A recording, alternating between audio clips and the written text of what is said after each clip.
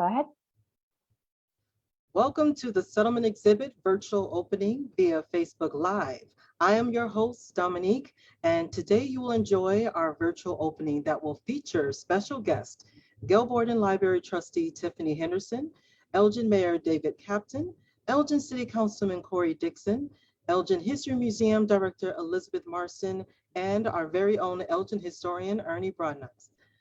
I would like to start off by welcoming as well as thank you, our viewers out there, and our guest speakers for joining us today. So our first speaker today is going to be our Gail Borden Library Trustee, Tiffany Henderson. So Tiffany, how are you today?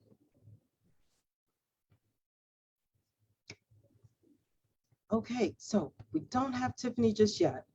So while we wait, oh, there is Tiffany. I'm here. Tiffany, I'm sorry. how are you? That's okay. That's all right. This is live. This is what happens, right? Yes. Okay, so how are you? I'm doing well and very, very excited to be a part of this today. Wonderful. We are excited that you were able to be here with us today and join us. So what do you have to say and show for our viewers today?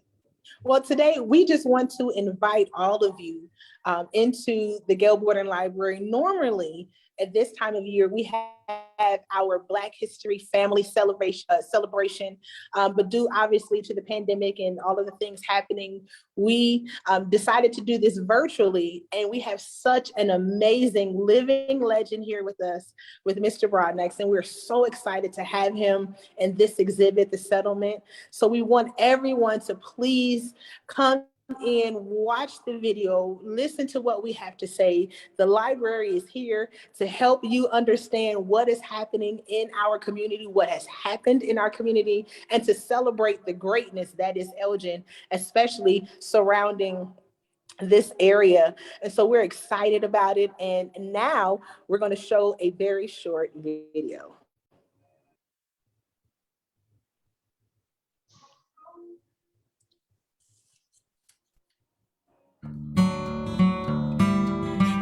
The settlement area was a wonderful place to grow up. Most of the parents in the settlement were religious. This related to the growth of Black churches. It also helped with the growth of white churches. A few people resigned from their previous churches and joined the Second Baptist Church to help get the building built. The settlement area of Elgin ended up being pretty interesting in as much as it had Black people, white people, Jewish people, people from various churches. They all lived in that small settlement area. People believed in helping people who needed help. People shared their talents and their skills with each other. Kids who lived there learned leadership and business skills. This was caused by segregation. People in the community supported neighborhood businesses and each other.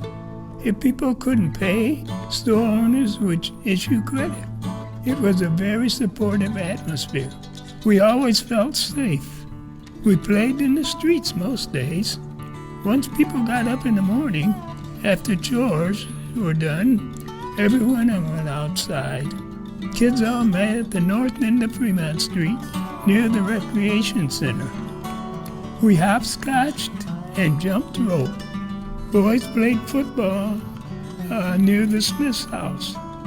People played Monopoly on tables set up in the yards. Don Smith was quite a guy. Don Smith rode a horse, a big white horse, up and down Fremont Street when he was a young boy. The story was that Don may have borrowed that horse from a neighbor. He returned it. But a few years later, Don's actions led to significant change. There was a time that Blacks could not swim at the Wing Park pool, but Black and white friends would meet on either side of the Wing Park pool fence. One day, Don and his friend, Elton Oregon, wore swim trunks when the teens met on the east side of the fence. Don and Elton jumped the fence and dove into the pool. The police showed up to escort the black youth back to their neighborhoods. After this, black parents met with the mayor and the police department, and everyone agreed that blacks could swim at Wing Park Pool. Over the next few years, other segregated places became desegregated. I was born and raised and grew up at 475 Fremont Street in the settlement area. We were in the 400 block of Fremont Street. In that house,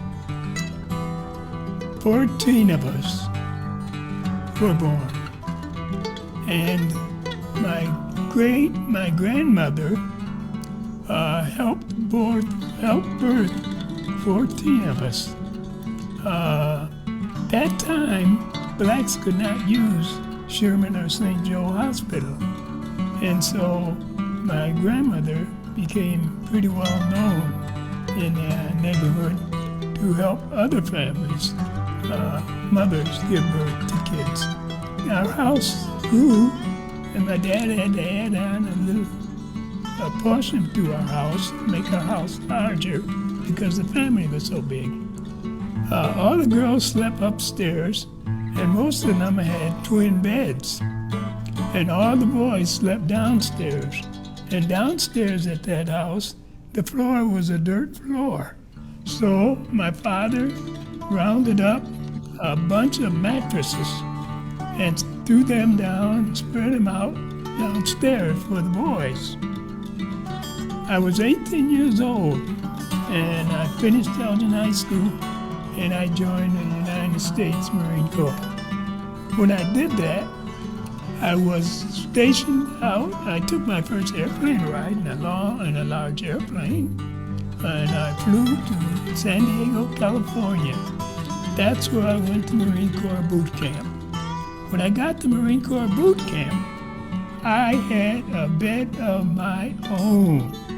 I had a pillow of my own, a bed and a pillow of my own.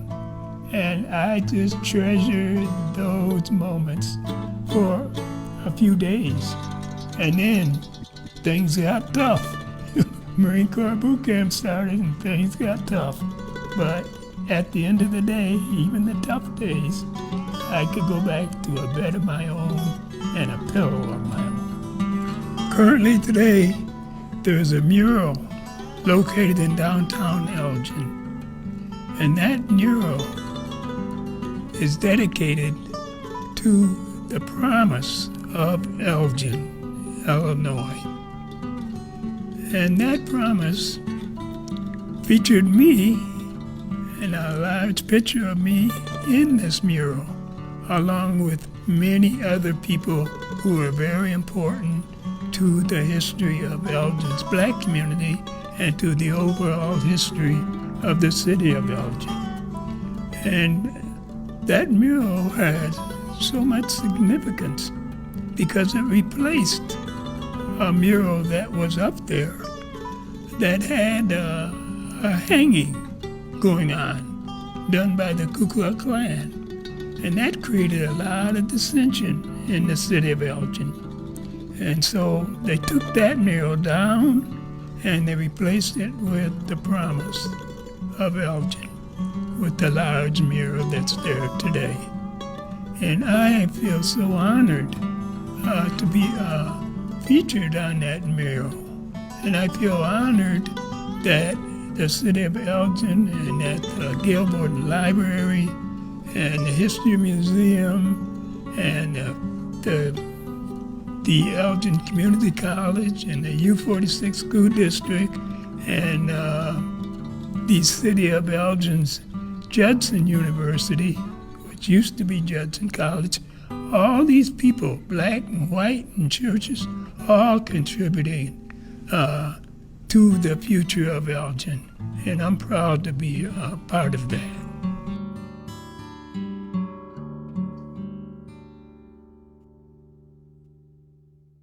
Wow. That was a very lovely video. I really, really love that video. Thank you, Ernie, so very much. You are a true inspiration to all of us, if I could speak for all of us and everyone from the settlement. We admire you. We are so inspired by you, and we thank you and everyone from the settlement for everything that you have done and paved the way for a lot of us. So thank you so very much for that. Well, All right, so we're going to speak with our next guest, and our next guest is Elgin Mayor David Kaptain. And how are you today? I'm doing well. How are you? I am doing splendid. How's Thank everyone? you. Everyone seems to be doing great, right? Thumbs up. Everyone's doing good. Hey, All right, all right. Okay, so Mayor David Kaptain, I wanted to ask you why the city and the state proclaimed it Ernie Broadnax Day on July 30th, 2021. Sure. It's one of those things it's an easy question to ask. It's hard to answer. Ernie's kind of a complicated guy. I've known him for a long time. And, when we give an award like this, or there's that kind of a proclamation that goes out from the state or from the city, it's the special people. And it's generally not for just one thing that they've done.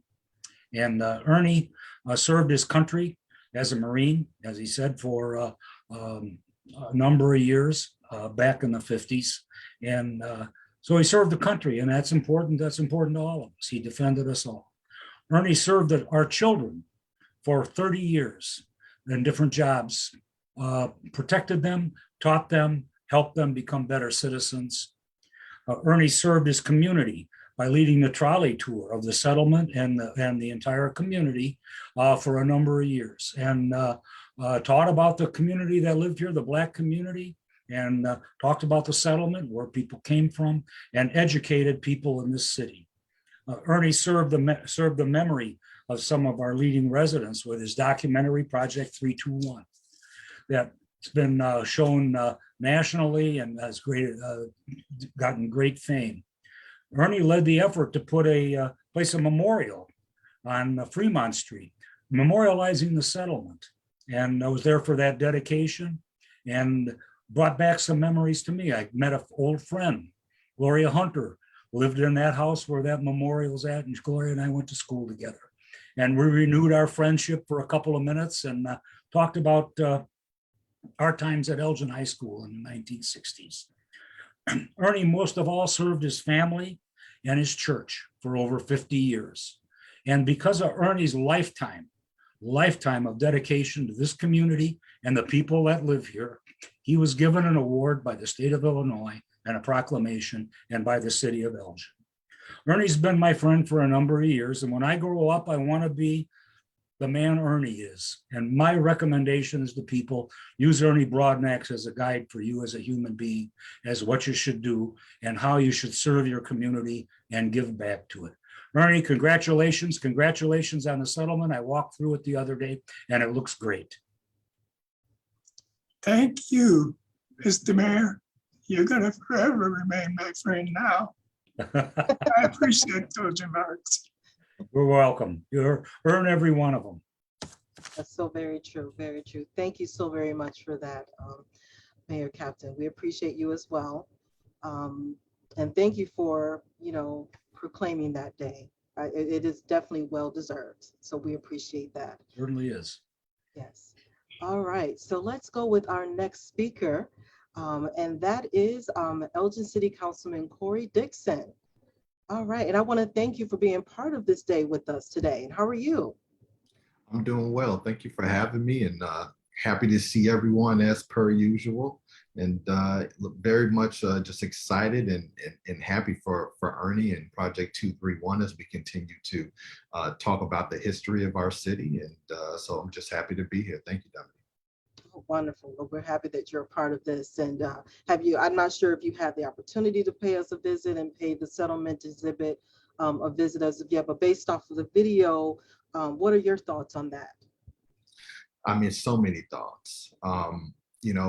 First, the work that Ernie was able to put together in the documentary film is just beyond measure.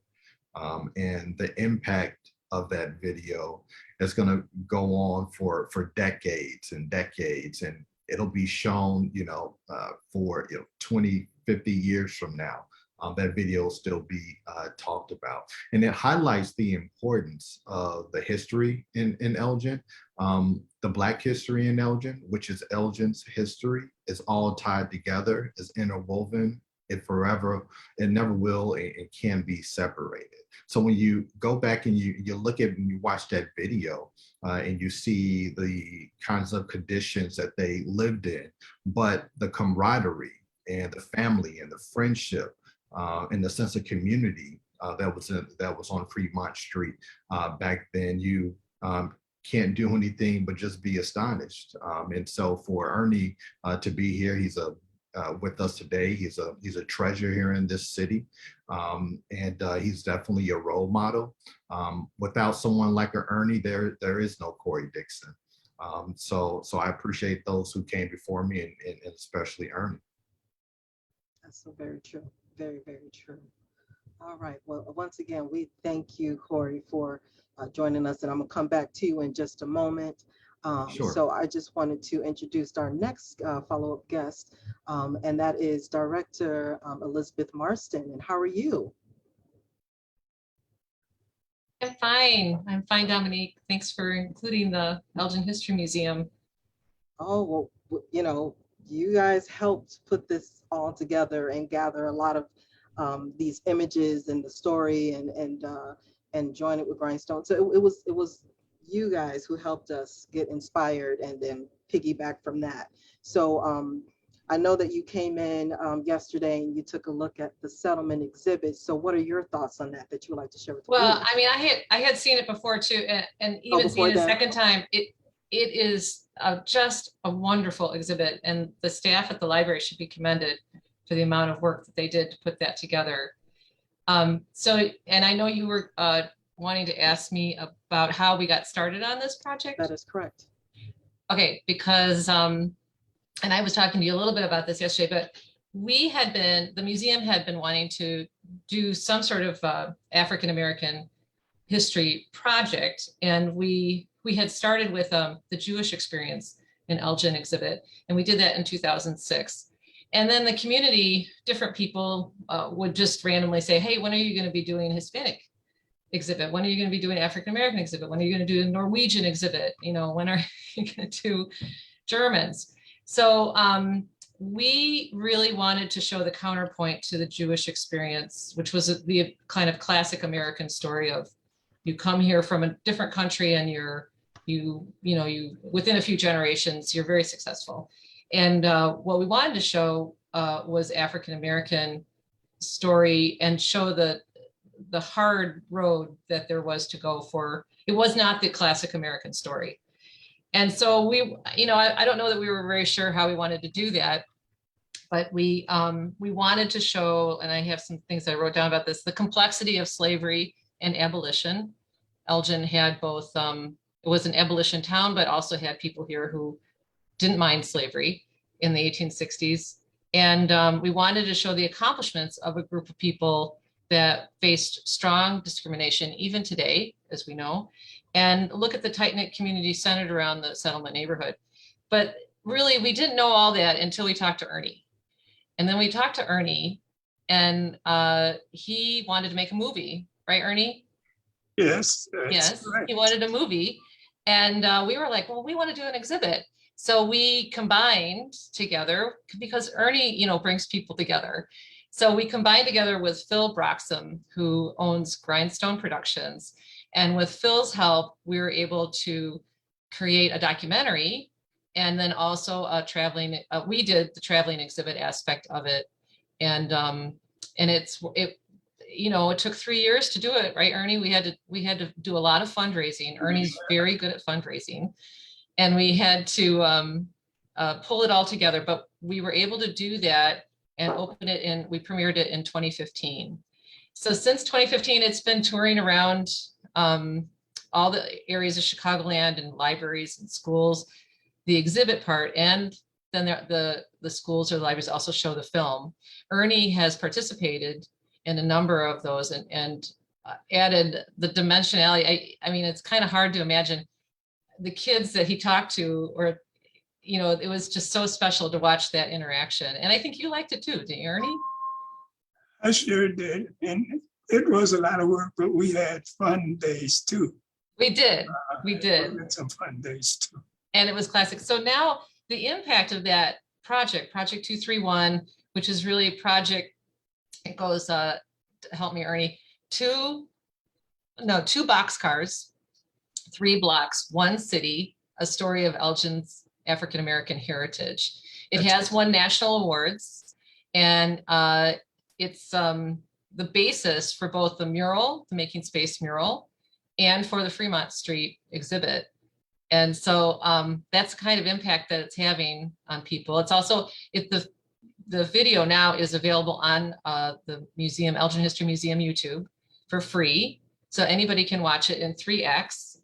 And it's also, and Ernie, the other impact is that Ernie got it into every public library in the state of Illinois, thanks to his connections downstate. With Jesse White, Secretary of State. He was also the Secretary of Libraries for 40 years. And a lot of people didn't know that. Yes. So we have, I feel like we've really had good value out of our project. I would say, Ernie, very good value. And we've set the timeline. What I think the Project 231 does is the basis for the understanding of Elgin's timeline of racial justice. So we've done the research with a lot of help from Mike Elft. We've done the research, and so that background is there. And so these creative versions of 231, like the mural and the exhibit, come out of it. Wonderful, wonderful. Thank you so much for all of that. Once again, you and the Elgin Museum has really helped us a lot. And I did do a lot of research and read a lot of Mike Elft books, and that's what helped me and my team really gather more information, as well as going back and forth and contacting Ernie. Sorry about that, Mr. Broadnax.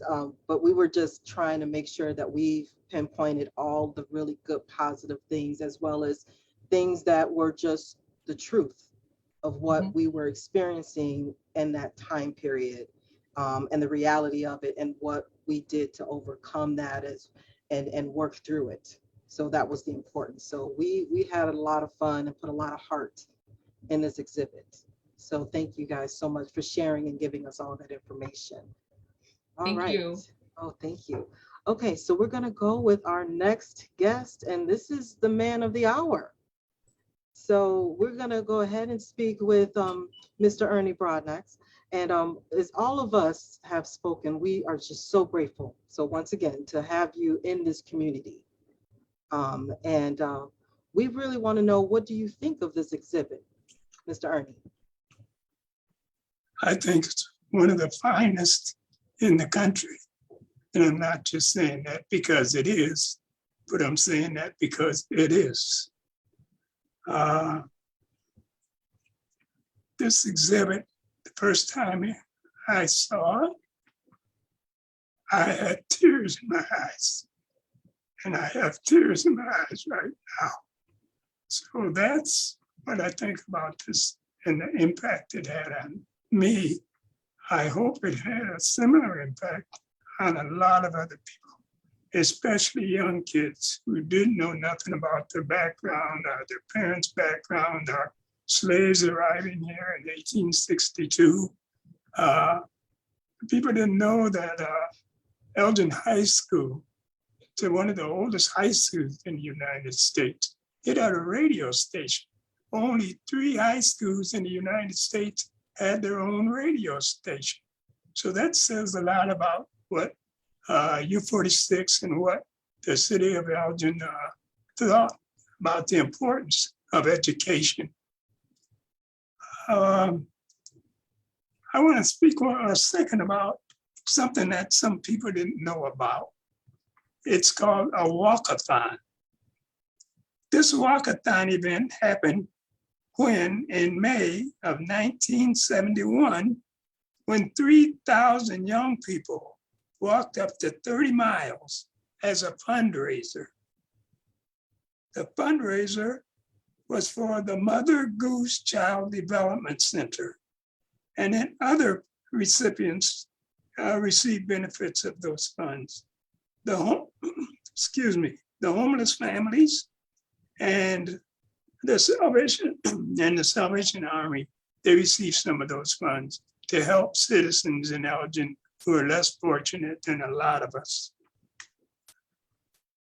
Another thing too, a lot of people don't know that there was 12 Elgins exist in the United States. And there's 5 Elgins that exist in the rest of the world. Foreign countries, 5 foreign countries. I want to suggest to people that I made a list in the book that I'm writing. I made a list in there of that consisted of Black people who have written books, been in entertainment, in other kind of social ways. And I want to suggest one of the last books I had to suggest that people read be the Bible, the various variations of the Bible. If you read the Bible, a little bit of it each day, I think it could help change some people's lives. I do one thing that might sound strange, but myself, I read 1 or 2 pages of the dictionary. Now, if you stop and think about reading a few pages of the dictionary, what can that do for a person? That can educate a person. That can teach you how to pronounce a word. That can teach you the proper time to use a word in a sentence. That kind of thing, the dictionary can help anybody and everybody. Read a couple of pages of it a day. You'll find out some amazing things about people and about the country and about the oceans and everything. I don't know, that's pretty much what I had to say. But when it comes to it, I'm gonna add one other thing. When it comes to education, U46 schools in Elgin, they're some of the best schools in the world. The first Black school was at 123 Center Street in Elgin, Illinois. And the first Black school was opened in 1864. They integrated the schools in U46 in 1872. A young lady named Maggie Oates was the first Black student to be a valedictorian of her class. Her class number was 24. There were 24 kids in the school at that time. High schools. One of the first public high schools in the United States of America to have their own radio station was Elgin High School. The radio station was WEPS. And that's a big thing too that relates to the city of Elgin and the things that they've done. Elgin's first Black male to receive an Elgin High School diploma in 1903 was Arthur Pete Hall. He was also the first Black elected captain of an Elgin High football team, a team that one year played 12 football games and the opponents never scored on the Elgin High defense in 11 years, which is just kind of an interesting little thing. One other thing too, out of Elgin and the area, which we call the settlement area, came a pro basketball player named Flynn Robinson. He went to Elgin High. He ended up playing on 4 NBA teams, and he got a championship ring with the Los Angeles Lakers when he played with the Los Angeles Lakers. Another person that was a great athlete that went to Elgin High, he played basketball. He was Elgin High's first 7-foot basketball player. He was 7 foot tall. His name was George Clark. George Clark lived 2 houses down from me, and he grew up there. One day I came home from the Marine Corps on leave, and I walked up through my street all proud, my dress blues, and everybody was hollering, hi, Ernie. A bunch of kids came up on bicycles and said, hi, Uncle Ernie. I said, Uncle, I didn't know who half these kids were, but they were some of my brother's sister's kids. And so, but I enjoyed that. But his mother asked me if I knew anybody that could, that we could find to get a bed for George Clark, 7'2". And I said, yeah, you can go up to the junkyard on Brook Street and get 2 single steel beds. We'll take them down in the basement of your house on Fremont Street. We'll weld them together, and George can lay on his back without his feet being on the floor. He can lay on his back, turn on his side, and enjoy a good night's sleep. So that's a good story, Ernie. He toured 80 countries with the Harlem Globetrotter. But those are just some of the things and some of the peoples and some of the memories that I have that contribute to Elgin being a great city to grow up in, be born in, get educated in. And we do have him on the wall. We do have him in his actual height in the exhibit. So, yeah, so you saw that. So. Yeah. So what I wanted to do is I wanted to also, since you're talking about the settlement area, I wanted to have the whole entire group come and chime in on this conversation. So I just wanted us to talk a little bit about why the settlement area and the people who live there were so important from this particular area. So how does everyone feels about that? Well, the settlement area was a settlement area because it was the only place that African Americans were allowed to live. And it was at the edge of town at the time in the 1860s. It was very close to the dump. There was a dump, what is now on Summit Street. There used to be a grocery store. It hasn't been a grocery store for years. That was a lowlands area. And so people dumped garbage in kind of to fill it up. And so that's where African Americans were allowed to live. And there were people, Ernie, like Arthur Newsom, who helped people build houses in the neighborhood, helped acquire materials, building materials from because he worked as a construction person. And so this is in the 1860s and 1870s, and people were allowed to have a property in there. So it was not a very good situation, honestly. Ernie, what you say, it was the last place to be serviced if it was ever serviced by the city. And, but it was not all African-American. It was where basically, if you were poor people, you lived there. If you were an immigrant person, you didn't have anywhere else to live. So it was like the beginning of diversity. Right. And I know Ernie talks about the settlement as having a large, diverse population of people from all different parts of the world that spoke many languages.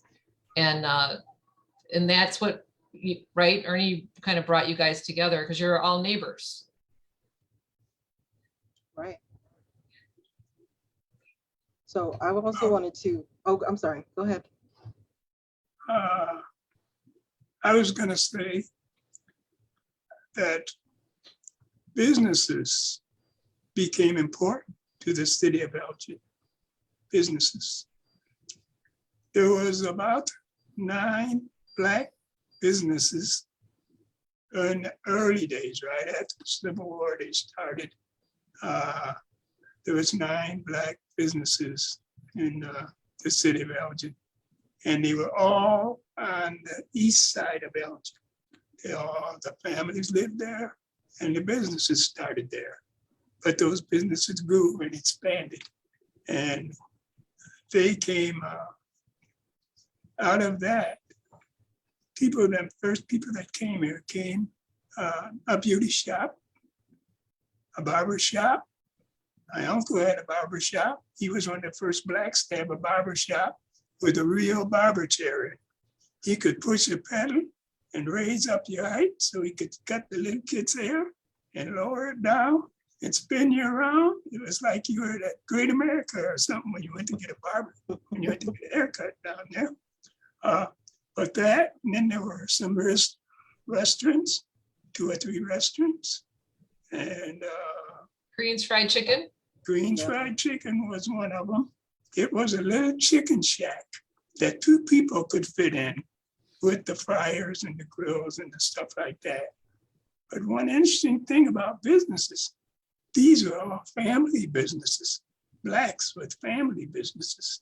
So the Greens had Alberta, Dorothy, and Artie and their family. They peeled potatoes. They cut potatoes up so they could make French fried potatoes. And they hauled them stuff from their house down Hickory to Dundee Avenue in a little red wagon.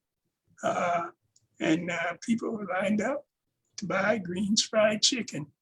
Arthur Green Jr. still has the first check that the Green's Fried Chicken won when they had a float, a beautiful float in one of the Labor Day parades. So businesses were very important along with education. And then there was politics. Years, we could not vote. Black people couldn't vote for one thing. And then later on, they could vote. And then it took a few more years before Black women could vote. And now, here we are in current times, and Blacks can vote. And they have voted for people to be on the school boards of U46. They have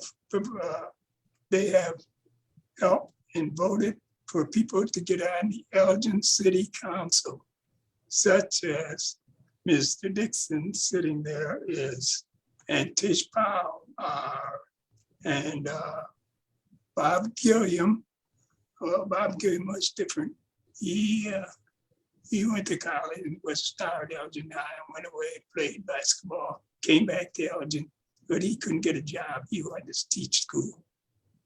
Finally, a gentleman with the school board called him one day and asked him to come down to the school, and they appointed him a job on the school, on U40, a job with U46. But Corey and Tish and, I'm sorry, I'm forgetting one other person. Well, hey, Ernie, but Bob Gilliam, I mean, he served for 30 years, 40 years. Yeah, close to 40 years. Close to 40 years, and now City Hall is named after him. Yes, that's true. But That's amazing. the current City Hall members,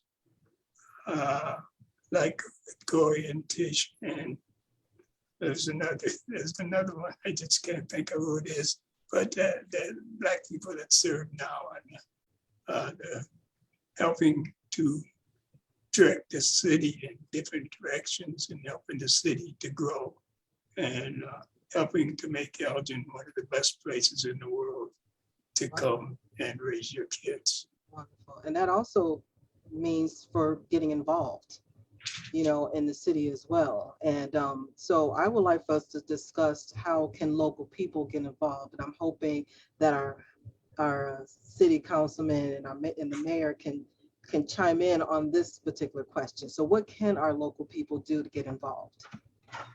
I think I'll go and I'll start it off, and then the mayor can come, clean up because I'm sure I'll miss something.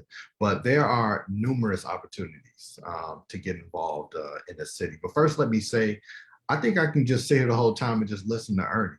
You know, I think I just want to hear the stories. I just want to hear about, you know, the things that happened. So, but jumping back to the question, if you want to be involved in this community, you have the opportunity. There are boards, there are commissions, city boards, nonprofit organizations who are always looking for board members.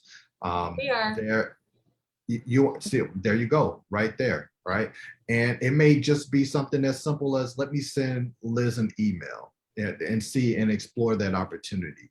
I serve on numerous boards and I work with a lot of nonprofits, and a lot of those opportunities just came from me just, hey, I'm going to make a phone call.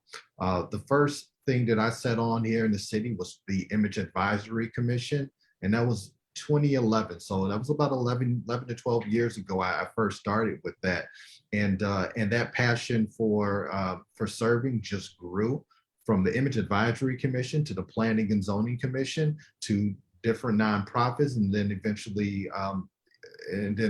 City Council. So if you want to be involved, you can. And I implore people, like, you know, don't be intimidated, right? You know, it doesn't take, you don't have to be a genius to be involved. You just have to care about your community. And Elgin, as large as it is, as many people that it has, it often sometimes feels like a small town, because the people who are volunteering are out and about, they're everywhere, and it's the same people over and over again, right?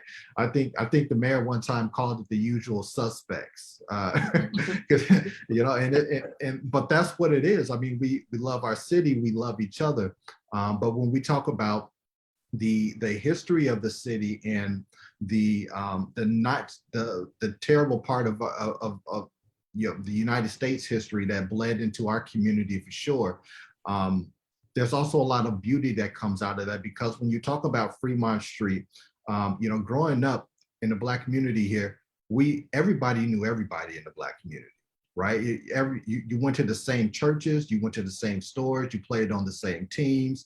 If I didn't know you, or if you didn't know me, we had somebody that we knew in common. Right. And so there are people who have, you know, there's a lot of family, you know, different last names, but they're all related in some type of way, because we were just that close knit, and we lived in close proximities and went to some of the same places. But the importance of that community is that it carried a lot of our culture as Black people, and it protected it. And it helped build the families that are still here today, because it passed along those traditions. So if we didn't have a community like Fremont, we would not be able to hold on to a huge part of our cultures when we talk about food or style of dress, religion. All of those things came because we were able to congregate together. Although it wasn't in the best part of town, as Black people, we always are going to survive, we're going to strive, we're going to figure out a way. So hope that answers the question. Yes, and Tiffany, we would like to hear from you as well. Well, I wanted to say that that settlement community is so important to the history of Elgin in the sense that it created, even though it was there and it was at the edge of town and it was not the best part to be in, it did create a sense of community and connection for those who live there. And that community, that connection birthed the pride that still sits and resonates with those who live there. Those who are implants like me, though I'm not from Elgin originally, I know so much about the community because of the people that live there. Even the pride that comes from deciding, like people like Margaret Spivey and Pastor Tate, who says, we're going to build the Boys and Girls Club right here in this community, right there in the area where they lived, to help the kids there to continue with this tradition of having a pride in who we are. So this settlement community means more than just this is where we were placed. It is not, it's where we learned how to thrive. It's where we learned how to build. It's where we learned how to help one another. It's an important community to understand and look at as people who were able to take the scraps that were given them and build something lasting, a long lasting legacy, just like what Mr. Broadnax has brought here for us today.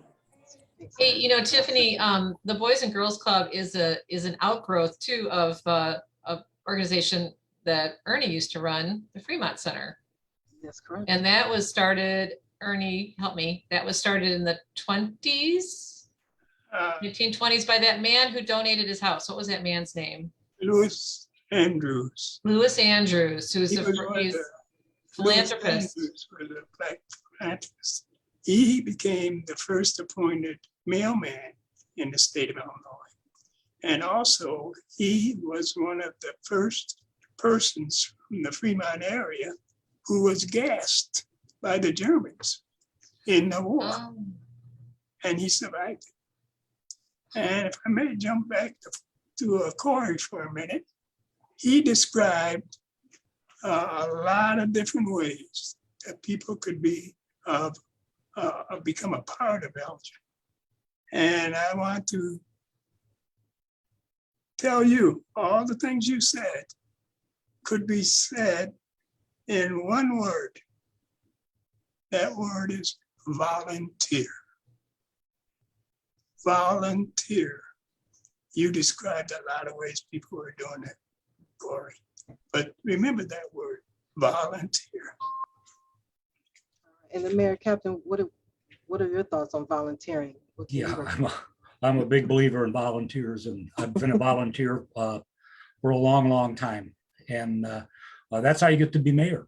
And I think that you volunteer, and sometimes it starts out and, you can't, you just become part of a process. And you don't start out and you naturally become a leader of a group, but you become part of that group. And I think that touched on a lot of things here. Ernie talked about people in this community. My father was a small businessman. They all knew each other. One of the things about the city of Elgin is that I talked about running into Gloria Hunter at the dedication of the monument out for the settlement. And she and I went to school together in the 60s. And we talked about the schools, and it was a different world back then, different time. But we remember the people that we went to school with. And many of them stayed on as friends and acquaintances. And I still run into people on the street in Elgin that I may not have seen for 40 years. And we start to talk about it, and we have built these long-lasting relationships. And that's what makes Elgin important. And that's what makes Elgin different from a lot of communities. I'm a big believer in people need to feel part of something. And I think that's what the settlement did. They felt part of something. You can't just put people down someplace and expect them to become part of a community. They have to build their way around that. And my family was Hungarian. The part of Elgin that was Hungarian was called Hunkyville. It's down on the south end. And that my father had his business there. That's not a lot of different from Ernie's family, and had the business with people that they grew up with and people they knew. But that's how the community grows, and the strength of the community is in those individuals and people. We all have to work together. We all have to find a place for us. I tell people, and one thing that I can guarantee you is that you will get the government that you vote for or you don't vote for. And I believe everybody has a right to vote. I don't care how they do it. I don't care if we mail them in. I don't care if we drop them off in a box. Everybody's got to have a right to vote. And that's what I want. The more people that vote, the better it will be. And I think we'll have a better community. Corey knows some of my theories on how I do things. And I call it making sausage sometimes. I put people on committees or commissions, and they have different opinions. And I just say, they'll argue it out. Let them work it out. And what they end up with at the end of the day will be something good. I don't want to put people that always think exactly the same in the same place. And I think it's important that we have that diversity. We have that diversity of thought so that we learn to respect other people's opinions. And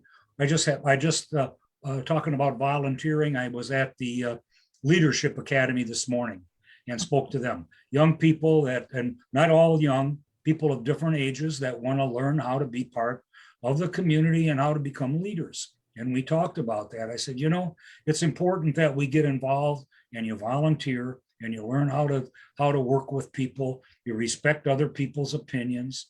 I said, one of the things that I think is important is nothing good happens overnight. It takes time. We need to sit down and the good things will come out of it. We hash it out. We'll get the bad stuff out. We'll put the good stuff back together and we'll end up with a good thing. And I think that's what's kind of happened in Elgin here. I don't go, Ernie and I go back quite a ways. And in this community, remember it was very different back in the 50s and 60s. My father was born here, 1910 was a different world then as well. And I think that we grow as people, we grow as a city by sharing our experiences and sharing where we came from. And Ernie's been doing that with the settlement and with his work on video. And I think that's a key to how people become involved. Corey and I are involved with a group, the Alignment Collaborative for Education. I'm a huge believer in allowing people to get the best education they can get. Our philosophy's been, since we started that 4 or 5 years ago, is that not everybody may be destined to go to college, go to university, but there's good jobs here in this community. We want to direct young people and allow them the opportunity to live the best life that they can. And we're going to try to get people to see the options out there, which explore the options that are available to you. And we'll work with you to try to get you in those positions. And I think that'll make Elgin a strong community. If everybody looks at this as an opportunity for people to get an education, whether it becomes an electrician, whether you work for AT&T, or whether you're a tailor like my father was. There's always an opportunity for you to do something in this city and take advantage of it. So great stuff for everybody. And we're going to make just sure say we something really quick. Sure, go ahead, Corey. Just something really quick. So Elgin is known as the city of churches. Yes. We're also known as a city of volunteers. There's no shortage of people in this community that will volunteer. So thank you to everyone out there who has volunteered over the years. And then you get to a point, and you all know this very well, you get to a point where you start being not just volunteering, you start being voluntold, right? So yeah, if you're around here long enough doing stuff, people stop asking and they start expecting you to show up and to do stuff, right? And you can't tell them no because they know that you want to do it. They've seen you do it a million times, right? But it's a beautiful thing when people want to have you around to be able to help them out with projects because they know what you're made of. And so so I just want to give that to everybody out there that's listening. You want to get to the point where you're voluntold in this community. And I see Tiffany is laughing back there, our library trustee. So I want to get her thoughts on that. So what do you think about that? I think it's hilarious because I say the exact same thing that, after a while you get voluntold what you're going to do because you're if you volunteer enough. And really, every great organization, every great community is built on the people that serve it, that love it, that give themselves to it. And that's really what volunteers do. They make a decision that they want to help make the organization, the community better by giving what they have best, and that is themselves. And so if you're doing that enough, you show your dedication. The truth is you will get voluntold because, and really, in a real sense, you're not even being voluntold. You're being acknowledged for the greatness that you are because you're a volunteer, because you give yourself. So I just think it's hilarious because I say the exact same thing that Corey says, like, oh no, I was voluntold to do this, but I'm happy to do it because, for whatever reason, whatever the situation is, being a volunteer is a worthwhile investment into your community. Invest in your community, no matter what it is. And all of us, we're here, we're volunteers in these areas. Corey in the city council, me as a trustee, we volunteer our time because we care and because we love our community and we want to invest in the place that we live. That has helped make Elgin an all-American city 2 different times. True. That is very true. One final thing, we talk about the volunteers and the time. We all have one valuable commodity. That's our most precious, and that's the time we have on earth. And when you give of that time, you're given part of the most precious thing that you have. And I think that's important. It's great to recognize volunteers, and Corey's right. Former governor told me that Elgin is the most volunteering city in the state of Illinois. and I believe that. Were you about to say something in regards to that? Ernie, did you have any other thoughts on the volunteer? I know I agree with You that. agree? Okay. I did have one more thing that I wanted to point out that can help a city grow and help businesses. And that's called bartering. And my dad did a lot of bartering. He repaired some family's shoes and they owned a farm. They brought him eggs. He prepared some people's shoes, and in turn, they got him, in one case, they got him some lumber so he could build a garage and add on to a house. But bartering is a way, as a good American way to do business with people that have businesses and with people that become friends. You can become very good friends, whole families, by bartering, doing something for them, and they in turn give you something. Wonderful, wonderful. All right, so we really appreciate everyone's time and being here and sharing your thoughts on everything. And we're actually going to make sure we're going to comment below, which I believe we already have already, with the links of how you can volunteer locally here in Elgin. I mean, so Mr. Corey Dixon and Mrs. Tiffany Henderson are a prime example, and Mr. The Mayor Kaptain, everyone here, and Mr. Ernie Broadnax is representation of volunteering and what has it done for our community, and just adding more people to do that will be just more phenomenal for our city, because this is an amazing city.